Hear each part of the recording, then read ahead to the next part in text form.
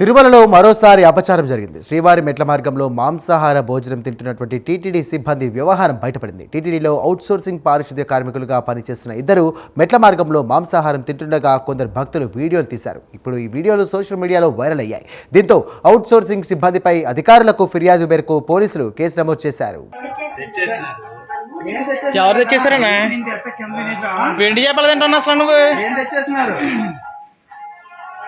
ఊరి నుంచి తెచ్చారంటే కింద తినేసి రావాలి, అంతేగాని పైకి తేకూడదు కదా. అపవిత్రం చేస్తున్నారు గుడికి. మీరు వచ్చింది గుడికి ఏంటేమమ్మా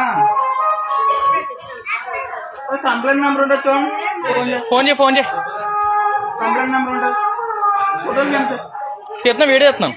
వీడియోది బాగా కటకారం అయిపోయింది. 10 సార్లు ఫోటో ఒకసారి సార్ గూగుల్ కొట్టండి సార్. టీటీడీ కొట్ట